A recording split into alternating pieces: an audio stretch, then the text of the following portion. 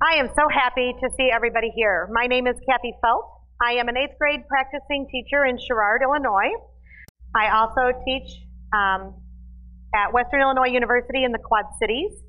And I am thrilled to see so many people here today. I am looking forward to the day, though, when I no longer need to speak here. And we sadly don't have to have such a need for RtI. Wouldn't that be wonderful? That would just be fabulous. So I'm hoping to make myself obsolete. Not that this presentation is necessarily going to do that, but I'm hoping that by getting our kids up to speed, we'll no longer have a need to have a presentation such as this. At any rate, I live in Western Illinois. I'm way out by the Iowa border. We are about 15 miles from Davenport and Moline, that whole area. So as I mentioned, I'm an 8th grade practicing teacher. I work full-time there. I'm also a math department chair for our junior senior high school. I've been kind of I've been intimately involved with RtI now for well over 5 years and trying to do all this. So what I hope to share with you today is why I'm here, and most of you already know why I'm here because you're facing the same difficulties in your classrooms that we are, that the kids are not up to where they should be at grade level or whatever. I'm also going to show you some of the interventions that we have found, and these are the ones I use in my classroom every day. So there are a plethora of examples of other choices out there. This is just what I use and what we use in our district and what I'm expressing to my method students at Western. I will put a disclaimer out at the beginning. I work for Sherrard School District, and I work for Western Illinois University. I do not work for ETA. I do not work for any of the other Alex Corporation or any of the others that I am going to be talking about.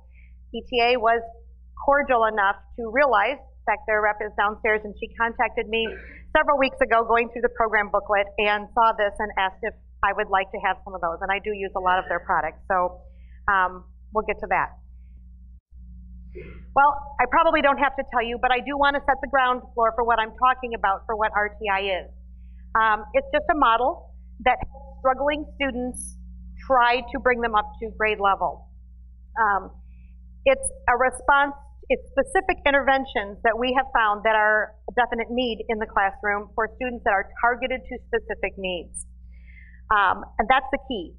We need to target specific deficiencies that the students have and work on those. We also need to target them as soon as possible because we need to get in there, we need to help them and hopefully get them back on track as soon as we can. Too often in the past, we've said, well, maybe it'll get better with the next unit, or maybe it'll get better, and the longer we wait, the further behind they fall. Current research shows us that early intervention is absolutely critical to a student's success. You've probably all seen the triangle. What I'm actually focusing on today, primarily Tier 1 and Tier 2. Tier 1 is the biggest, that's the red on the bottom. That's your general education curriculum. And I think you're going to see as we roll out the new teacher evaluation models that this is going to be probably the area of most of your focus because the students are in our classroom every day. We don't have time in our busy days, or the students are being pulled, and likely if they've got a deficiency in math, they might have a deficiency in reading as well. They can only go so many places in terms of special time. So a lot of this is going to have to happen in the general education classroom. And in fact, most teacher evaluation models are advocating for that as well. There's also Tier 2 interventions, and those are for your at-risk students, also some ELL students, and that will take about 5 to 10% of the population. But again, much of what I'm going to talk about today is that Tier 1 instruction, what we can do in our classrooms for 80% of our students. Why should we bother with RtI? Well, I'm from Illinois. It's been mandated in Illinois that we have to have RtI since January 1st of 2009. But I think more importantly for the greater majority of our students is that we all know about the Common Core. You can go to any of the sessions here, and as we start rolling this out and as we start implementing these in our classrooms, I think you would have to be in a cave somewhere to not realize that we're going to have significant gaps in our instruction until we can get all the kids up through the system who are starting now with the Common Core in kindergarten or first grade or whatever. I teach 8th grade. Well, I don't have to be a math teacher to let you know that I'm not going to really see full benefits of that for probably 7, 8 years. I can't wait 7 or 8 years. These kids, of course, need the help right now. So to address those gaps, RtI fits the bill. I briefly mentioned as well the teacher evaluation system. Most states have these. Illinois has a new system I've been working on with our district in rolling this out. And there's a deeper focus on doing the right thing for kids in our classrooms. That's what the administrators are going to be looking for when they come into our classrooms and do all that. But the most important reason is we need to do this for our kids. We need to get them all up so all kids have success. And even the gifted. There's elements of RtI that work very well for the gifted student as well. Okay, core principles. Multi-tier model of instruction, similar to what I just showed you on that triangle. Use a problem-solving method. Use scientific, research-based interventions. Wait, I think... See? See? Yeah? Even God agrees with that, so there you go. If I could have timed that better, I need to talk to that presenter. Okay. The key component on this also is to monitor student progress.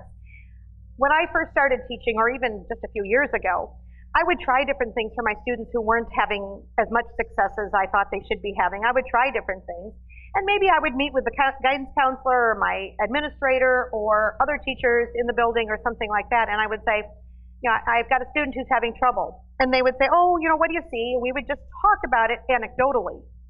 Now the questions need to be, what have you tried and what data do you have that's showing that? I'm going to show you how it's pretty easy to find that data and get that in your classroom. We need to use assessments for screening, for diagnostic purposes, for progress monitoring, and I'll touch on that. And all of these are methods that we can effectively teach all children as soon as we see trouble. Okay, I think any good kind of a talk has to talk not only about what RtI is, but what RtI is not. And as I've gone around to various speaking engagements in various districts, I like to talk to the teachers when I'm in a smaller group and ask them what they think RtI is. All of us have an idea, and I'm not so sure we're all necessarily on the same page. Some of these people think doing these kinds of things is what RtI is. Things like preferential seating. Now, while that may be a good thing for your kids who are having trouble, because again, what happens in our classrooms? If someone is below grade level, not experiencing success, they're very likely to be off task and pulling others off task as well. So by giving them preferential seating up in the front or on the side or wherever the action is going on, might be a tool, but that's not RtI. That might be good practice. It's not fewer problems on a page. Again, that might be a good thing for some students, but that's not RtI. Might be more white space on a page, but that's not RtI. Less distractions certainly help. I like less distractions, but that's not RtI. It's not more practice of the same thing, not more of the same. Just moving numbers around isn't going to help them get it. And I love this one. It's not saying things a little louder and a little slower. They didn't get it the first time I said, or the second or the third, so maybe if I talk louder or slower, they'll finally get it. No, that's not RtI either. So what is RtI? Well, it's altering how you teach and what you teach. We need to adjust our instruction to meet the student's targeted deficiencies. One of the questions that often arises at this point is targeted deficiencies. Some of my students are deficient in many areas. Okay, we can attack that. And I'll talk about that in a few minutes. RtI is formative assessment. In fact, as I get deeper and deeper into this, this is kind of one of those topics that seems to grow exponentially. Those math terms. But it seems to grow exponentially because as we get into RtI and we start talking about those interventions, all of a sudden what becomes critically important in your classroom are the formative assessments. Well, that's almost a whole other topic right there for a whole other presentation is what are the best formative assessments? How can I use those? How do I know what's good? I'll touch on that in a minute too. It is interviewing students. Talk to your students. Too many times we make assumptions that their deficiency is they just can't do fractions. Talk to the students and find out where the level of misconception goes. I think sometimes as teachers we're afraid to do that because the level of deficiency might be way back. Now, I'm an 8th grade teacher. I've got kids that don't know their multiplication facts. You know, that's a topic way back. I mean, they should have known those 4 years ago. They don't know their multiplication facts. That alone is going to affect their fraction sense. That alone is going to affect almost every single thing we do. So what do we do? Talk to them. You've got to find out where the level of deficiency is with them, not an assumption we might make. I've been amazed sometimes when I've talked to some of my students about this, and when I have a student that I'm thinking, oh, they're probably, maybe this should have been addressed last year in 7th grade or whatever, or 6th grade, and I come to find out we've got a number sense issue here, which is kind of a 1st grade topic. So it goes back and back and back. But math, probably as much as anything, builds so sequentially that if there's a gap way back in 1st grade, it's going to affect them all the way along. I'm preaching to the choir. You know that. All right. It is teaching just slightly beyond where they are today. It's using a different setting if possible. And I'm going to show you what we do in our school. Different tools when possible, and I'm going to show you lots of those. And determining the root cause of errors. I talked on that. And different strategies, not the same strategies over and over, different strategies. It's okay, we can get it done. Basic steps, universal screening. If your school does not have a universal screener yet at this point, that is something that you need to figure out. Our school has one.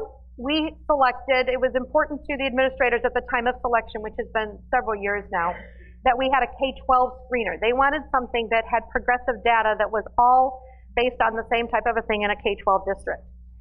We used STAR Math through accelerated math, and it's okay. There's pros and cons with everything. I'm not here to talk on universal screeners, but we use that. We also use the same tool as a progress monitor. We give the universal screener the first week of school, and we're on a modified year-round calendar, so that is the first week of August. And we give them that screener, which sort of helps sift out some of the needs initially. We also use it, as I mentioned, for progress monitoring, and we're ready to do that. We'll be starting that next week for our first progress monitoring with the same device. And then we will progress monitor with that tool again, usually probably right around April 1st or April 15th or something like that to assess where the students are at that point. That's just one tool. But RtI is so much more than that. Again, it's the Tier 1 full class instruction. I think a lot of times when we think of RtI, we think of the pullout or the extra. And I'm going to talk about a lot of things you can do in the classroom. It is the Tier 2, the small group instruction, progress monitoring, keeping the data, and then eventually, if those methods are not successful, a Tier 3, which might involve special education. All right, at this point, I just want to get everybody on the same page about the difference between remediation and intervention. Remediation is a teaching system where students are often selected to be in that kind of a classroom. It's usually long-term. If they're in a remedial class, it's probably for the duration of the year or the duration of the course.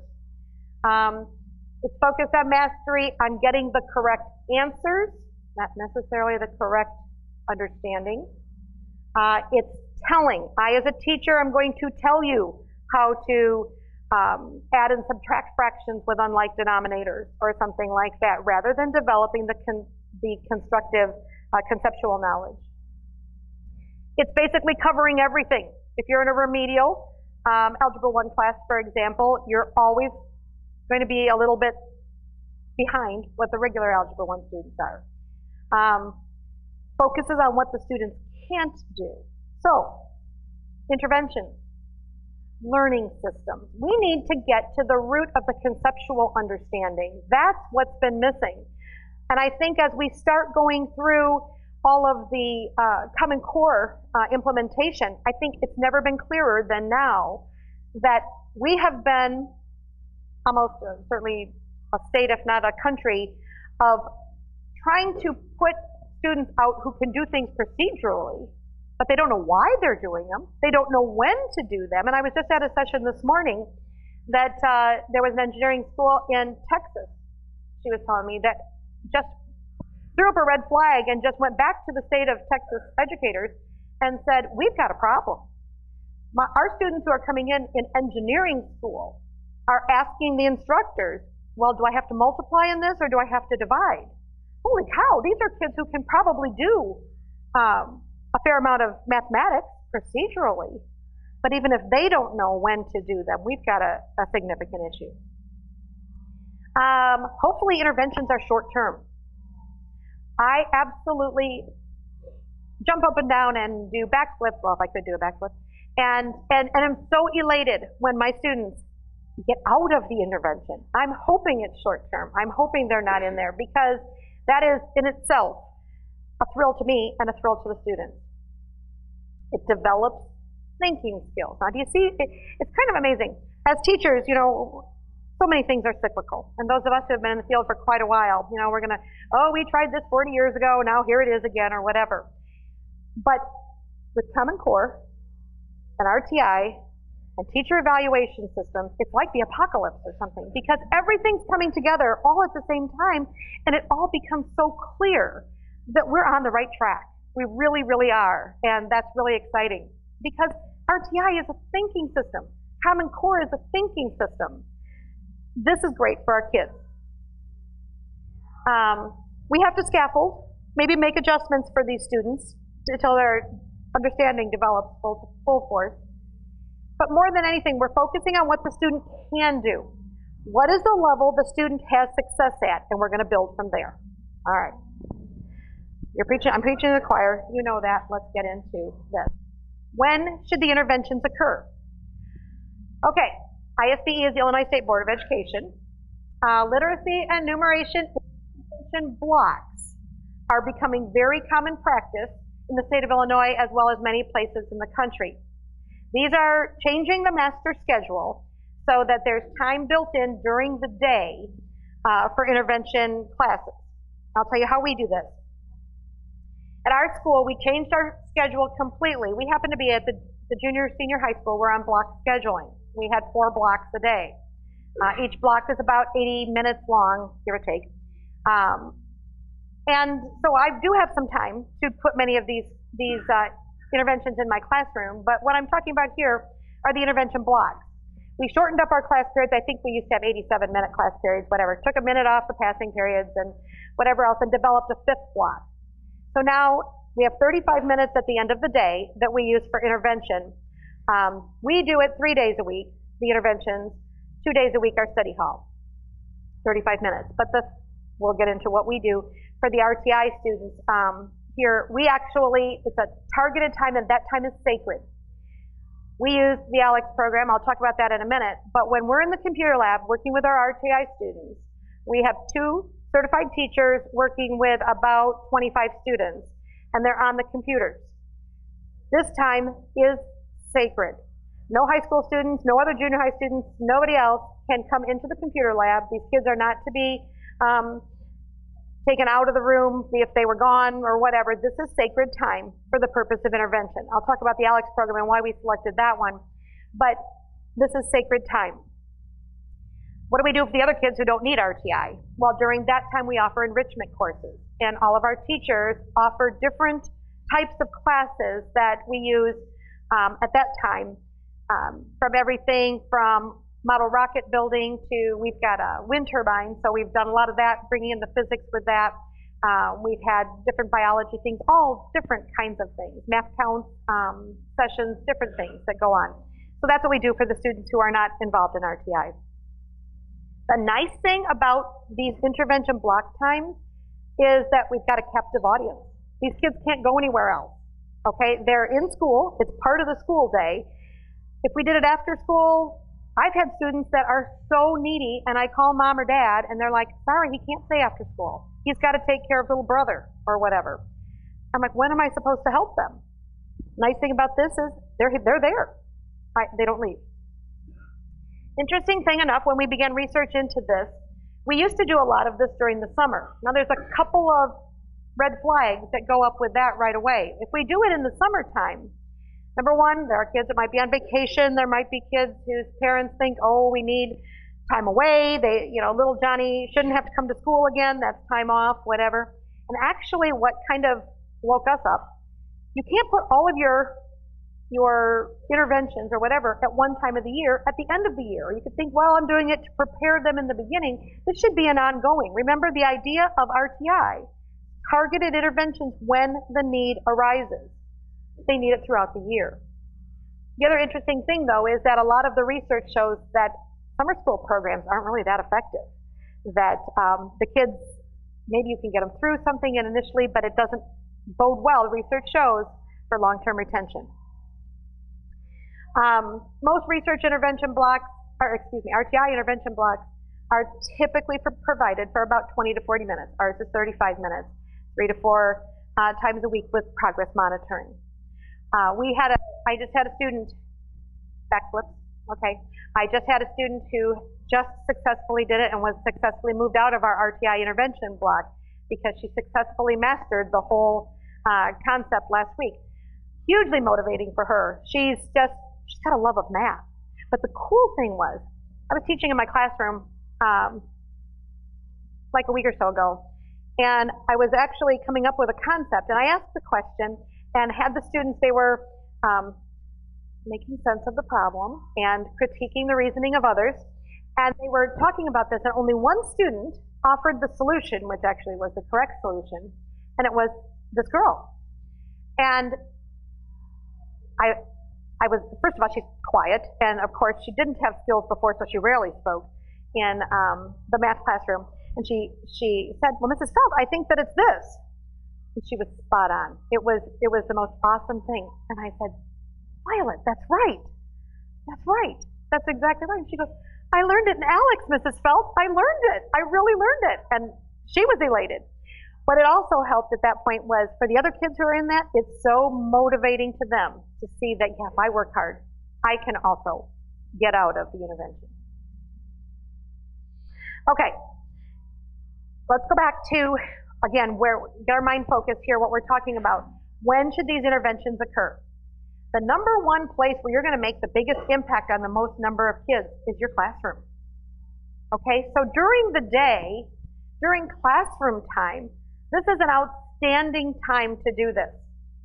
I actually have, in what I've built into my schedule, is I'd like to do it once a week. Haven't quite gotten where it's once a week, but I probably do it maybe 3 times a month. I have what I call, to the students, station day, where we've got stations set up in the room, and so it works out to be almost once a week. And the kids get so excited, all of the kids get so excited when they come in and see stations. Of course, I'm borrowing the idea from my elementary school partners who have centers, but centers to the kids, they remember first grade and they're thinking, I'm not a baby, I don't need centers, but stations are just a little bit different thing. And what I do is I set up 2 RtI stations. The kids don't know they're RtI stations. I switch who's going in these groups, and I usually allow for the kids to move throughout the classroom. What I do is I pick the groups, and they come in. I'm working, and what I usually do with I have the desks all set up kind of in pods. And so in one area of my room is the first intervention, and I'm working with these 3 or 4 students. And then all I do is turn my chair around, and I've got my second RtI group right behind, and they're working with it. I'm going to show you the tool I use in a minute. And then I've got other stations. Sometimes they're all on a general theme. Maybe we're doing linear equations or whatever we're doing. Other times, maybe it's just a mishmash of all kinds of concepts that the kids need practice with. They have no idea that these are for certain students because I mix the groups up, and it works pretty well. Again, during study hall, some teachers do, or some schools do RtI during study hall time. And the nice thing there is that's monitored. You can sometimes pull groups of kids to work on during study hall time. Another model is a couple of these. I've seen one of these. I've not seen the other. I've seen flex time. Again, time built into the day for specific instruction. That's what we have. Or maybe it's a general location in the school where kids can go to a math lab or something like that. I've not seen this, but I've heard of districts, I've not seen it, I know of districts that do this, and this is called flooding. And what they do with flooding is at a certain time of the day, say 9 o'clock, of course this is all prearranged, they have parent volunteers, they have paraprofessionals, they have administrators, they have basically any adults who are available at this time to come into the schools. They flood into the schools, they go into the rooms, and they work with small groups of students. So we're getting the small group instruction that students need and that we're just not able to do because we are one person. I've not seen it, but I've heard of districts do it, and they do it routinely. So it just takes quite a bit of planning, of course, to do that. Some do interventions during lunchtime. Pros and cons with that. The kids do have to eat. Oh, and we have to eat too. Oh, so that's a little bit tricky to do that, but if that's what you've got available, that's what you do. Some do before and after school. Again, the problem with before or after school oftentimes, though, is the kids aren't necessarily captive. They can leave, or they get there late, or they oversleep, or whatever, and so we do have a few deficiencies with that. Another interesting model that some schools are doing are evening and Saturdays, and what they do is they open up the schools for other members of the family to come in, and maybe that's the place that they come in and get to use the computers or whatever. So for 45 minutes or an hour, the parents are on the computers or using the library or doing whatever while the students are getting additional help. Works in some places. Okay, implementing the intervention. We want to increase the instructional time and collect the data. What interventions are you trying, and what's the success or lack of success? Maybe a tutoring center. We have implemented a school within a school where we have a certified teacher who is with our most at-risk students, not the special ed students, but our most at-risk students who are in the classroom. And this certified teacher and a paraprofessional go into the classrooms. They are there for the content instruction or for the guided practice or whatever, so that they're able to help the students later in the day, or even at the end of class when I might be having guided practice or I might be having some practice time. They might take their students out for round 2 of teaching to reteach the material right then when it's still fresh in their mind. The kids they work with are the kids that in the past might have spent more time out in the hall than in my classroom. It's those kids that they work with.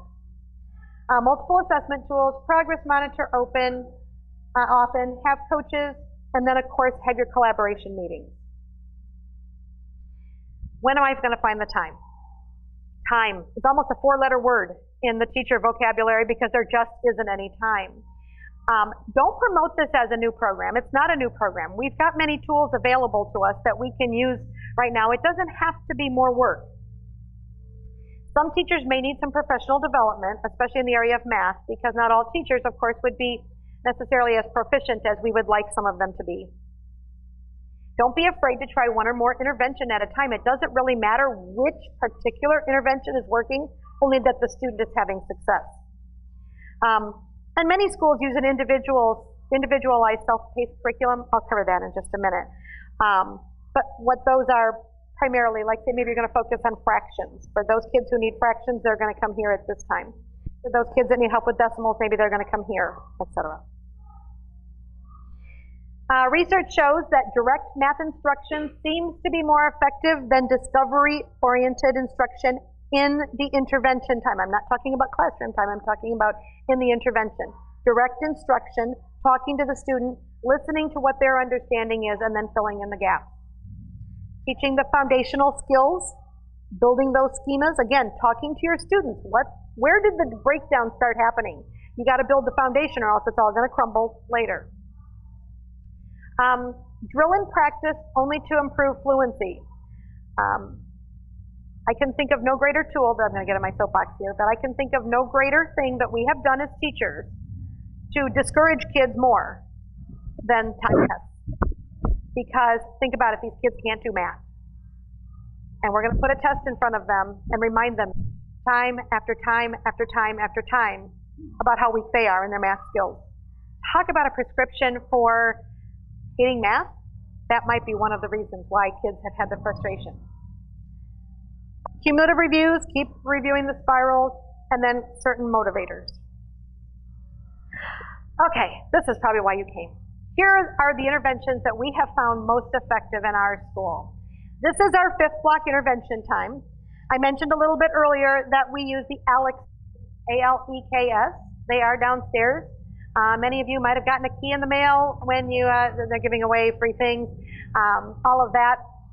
I actually became quite entranced with the program at NCTM in Indianapolis a few years ago, and I came back and we were in the market for a program such as this, and so we tried it out, and I was really quite pleased with what this offered.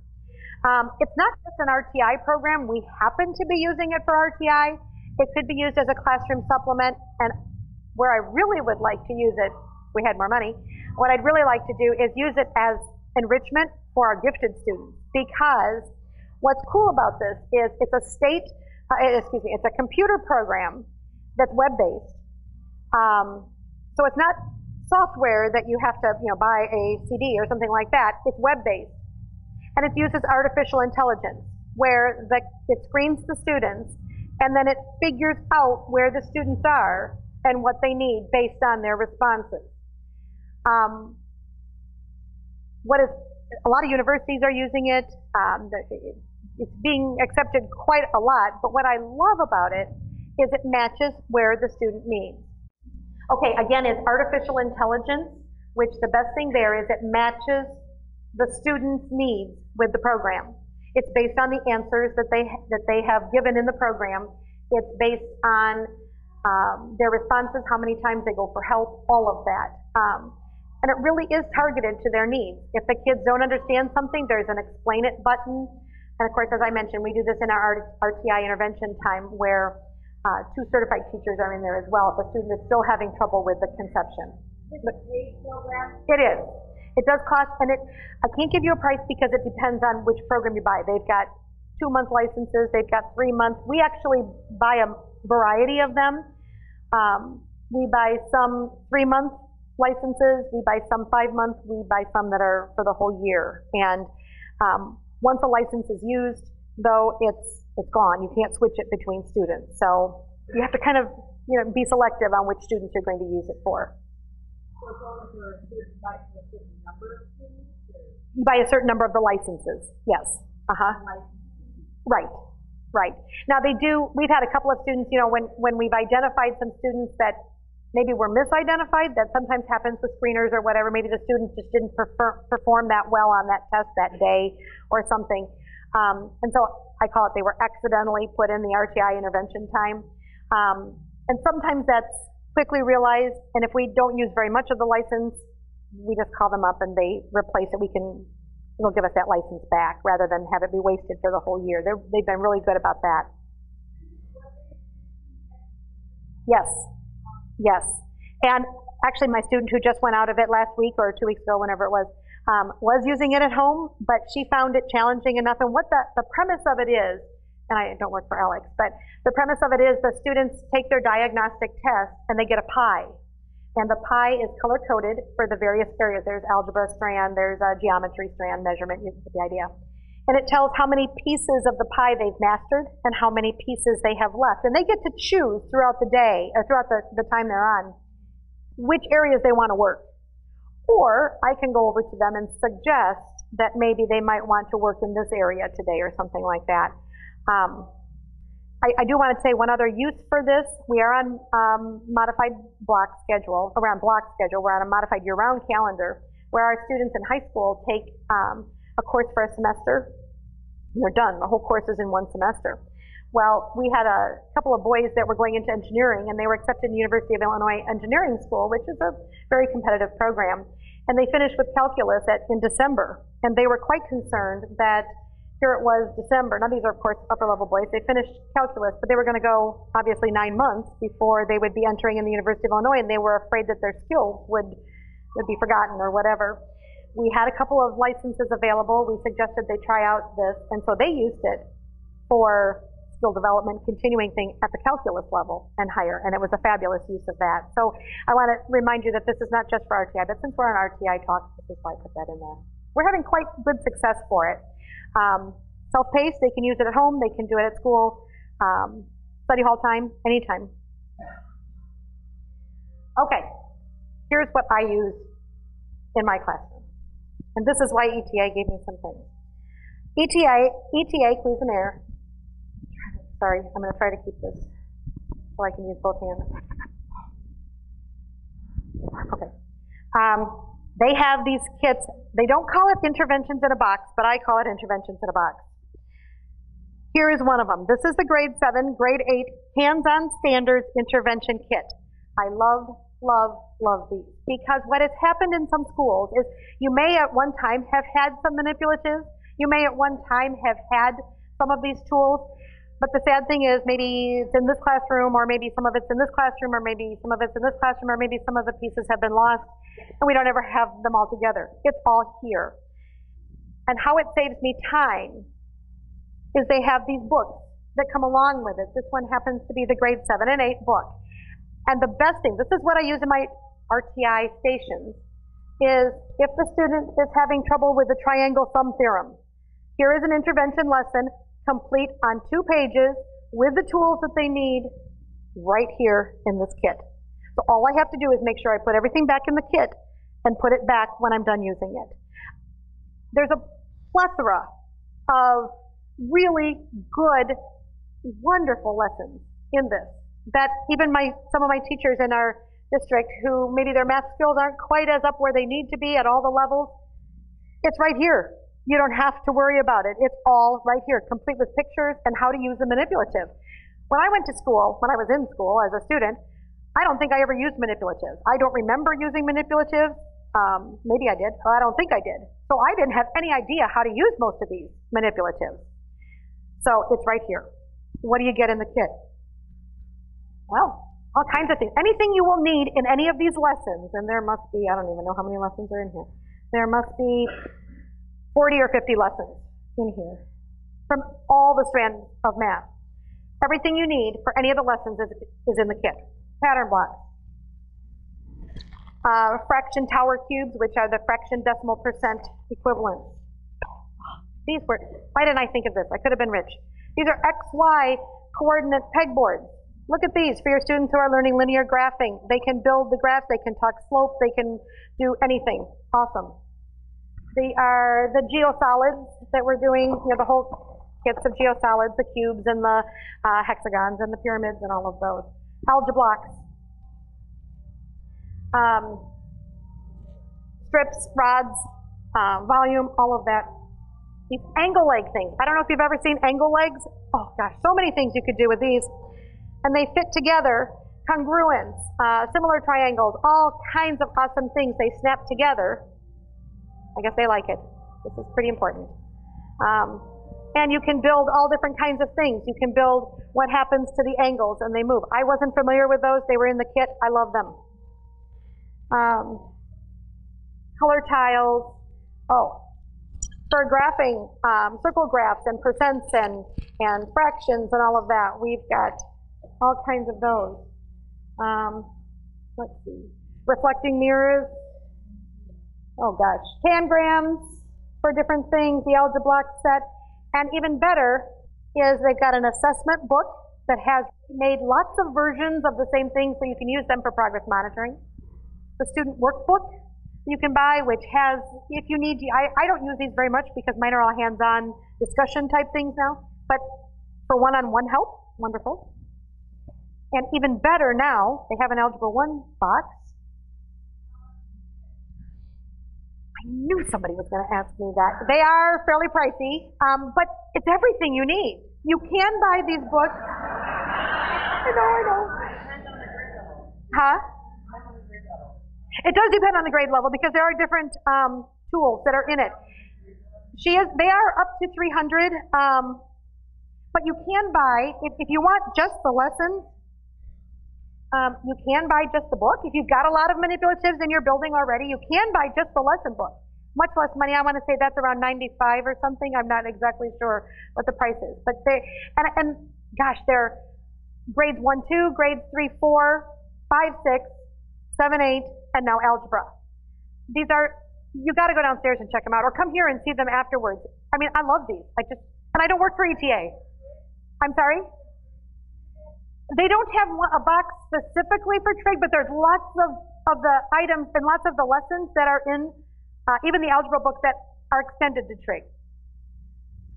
Okay, in concurrent with that, they have just, I'm sorry? You wanted Common Core, they just got these published. Now, keep in mind, this is not a curriculum, okay? So it's not like myself as an 8th grade teacher that I'm going to go out and I'm going to purchase this and use this for my curriculum. I'm using this for my interventions. I also use it, remember, for my Tier 1 instruction time. So let's say tomorrow, well, I'm not here tomorrow, but let's say tomorrow I'm going to do a lesson on one, no, or infinitely many solutions in linear graphing, okay? Here's a lesson, and these are really good for Tier 1 instruction as well.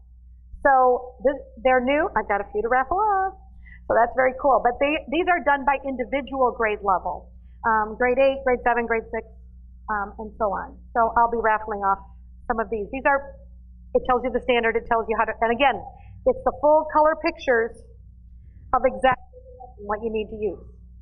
So I'm very excited about those. Brand new, and they're really cool. Okay, I think that's most of the stuff from there. And the different grade levels have different manipulatives in them, so that's why there is a little bit different price on those. There are pre and post assessments in the student assessment book. They've thought of it all. That's why I kind of call it intervention in a box. They don't like it when I do that, but it really is intervention in a box. Okay, what else do I do? I've mentioned data, data, data, data. And we do have to keep data on this. There is a website called Tenmarks, T-E-N-M-A-R-K-S, tenmarks.com, that is free. Let me repeat that. It is free. They have made a statement that this will always be free.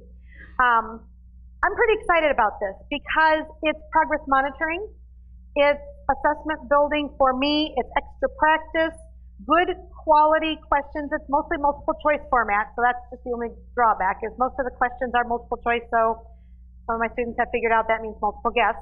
But they do have explained to me also. We just finished a linear graphing unit in my 8th grade regular classes. And so yesterday, we went into the computer lab as part of my time with them, and they're testing today while I'm here, and they went in and took an assessment online on graphing or solving systems by graphing, solving systems by substitution, solving systems by elimination, and it was all online. In real time, I could go in and see how many minutes the students spent on it, if they were goofing off or talking or whatever, how many times they hit the explain it key to me, which again tells me they didn't really know how to do that particular problem, and a whole bunch of other information. You can get individualized student reports, you can get class reports on student performance, and even student activity. So you could assign it for homework if the kids have internet access. Again, all web-based. You don't have to have it. It's free. And they say it will be forever free. There is a premium model that you can purchase for the district if you wanted to, which would again take care of all district things. So, and it's really quite inexpensive. I've never used the paid version, but it would give you access, say if you were an administrator that wanted to see data from multiple grade levels or something. Check it out. I think you'll find you can also print off, so if you don't have internet access or computer lab access, you can print off individual assessments, a Form A, a Form B, a Form C, so you could be doing this as warm-ups or anything else. And again, be able to use the data that you can use in your classroom. Okay, I thought I had this in here, and I don't have it in here because I just used it 2 days ago in my classroom. Has anyone ever heard of LiveScribe pens? Okay, here's what happened with this, how I happened upon this and how I started using this in my classroom. I have 2 kids in college right now, and my daughter is a pharmacy major, and these are pens that actually are kind of the size of this microphone piece right here. It's a little fatter than a regular pen, but there's a computer in it that records lectures. And you use it on the LiveScribe paper, and everything that you write with this pen in conjunction with the lecture is saved on your computer. and you can view it later, you can look at it. Well, my daughter had it for her first 2 years of college, and once she entered pharmacy school, they had a program that was similar to that I'm sure we paid for, but that the school gave her. So we had this extra LiveScribe pen just sitting around the house. And I thought, I think I can use that. How many times are your lowest level students the ones who also tend to miss a lot of school? Sadly, too much. I use this for my absent students. So I record my lecture, not while I'm doing it, only because I don't have the capability. I don't have an Elmo in my classroom, so I don't have the capability of recording it in real time. So I do use my prep time, but I record the meat of the lesson that the students are going to know when they're going to need to know, and I email it home to them. They've missed nothing, and that's their responsibility. My students know that that's their responsibility. Of course, they have to have internet. I understand that, and all but just 2 of my students in all 3 of my classes, all but 2 of them have internet coverage at home. So, and we're in a rural district. So I think more and more, and actually what most of them have it on is their phone. They've got it on their phone. So they're home convalescing, and they don't have to miss a day of instruction. So that works out pretty sweet. Also wonderful for my students who are lower level, because I can do the same thing for them, email it home to them, and then when they don't get it at home and mom and dad can't help them, they can view the lesson. I did the flipped model of classroom in my classroom, and this is what I used in that before I had other software for that, but that's a whole other talk. This is really cool. The kids think, they think this is really fun to be able to turn on the internet, and there's Mrs. Felt's voice, there's Mrs. Felt's goofy handwriting, there's everything, and they think it's really fun. In fact, I hate to say, but they might even be more engaged in those mini lessons than they might be in my classroom sometimes. I don't know. Okay. This is another benefit I found with this, is it really helps with test anxiety, because the kids can also use the pen in my classroom to write their thoughts about the assessment or what they thought about the problem. So for some of my kids who have extreme test anxiety, and I've got a couple of them, they can use this without me. They can go into another room and take their test with this, and it can record their thoughts about the problem. So I can really get a good feel for what their level of understanding is. Worth checking out. The pens themselves are right around $100. You do have to buy the ink and the special notepads so that it's all saved and can be uploaded to your computer. But I've been using the same pen. Well, my daughter is a 5th year of pharmacy school, and she's been we have replaced the ink cartridge once. We buy more notebooks, of course, but they last pretty long. Okay, what we can do as teachers, I want to tell you about a website. I don't know if anyone has ever seen this gentleman or not. He calls himself the RtI guy. His name is Pat Quinn, and this is not the Illinois Governor, Pat Quinn. This is another gentleman, Pat Quinn. I believe he's in Wisconsin. I think I know he's out of Wisconsin. Again, totally free. His website is www.totalrti.com. He gives a newsletter that comes out once a week that he'll send to you, and I have gotten a plethora of good strategies from that he has found when he's out making the rounds, or when he's out in the classroom. He is a teacher, a practicing teacher, and he just has, his website has grown, so he gets lots of feedback from lots of sites. As an aside to that, on his website, he also has a database with reviews of different programs that different teachers have submitted about different programs. I've submitted some feedback information, so if you're looking for a different type of program or something along that line, check out his site. There's probably a teacher review on there. He also has an ultimate RtI book and DVD, very inexpensive, I don't know, $25 or something, which really helps if you're starting your RtI program or trying to build it, or trying to have teacher buy-in. The information that he has gathered is really useful.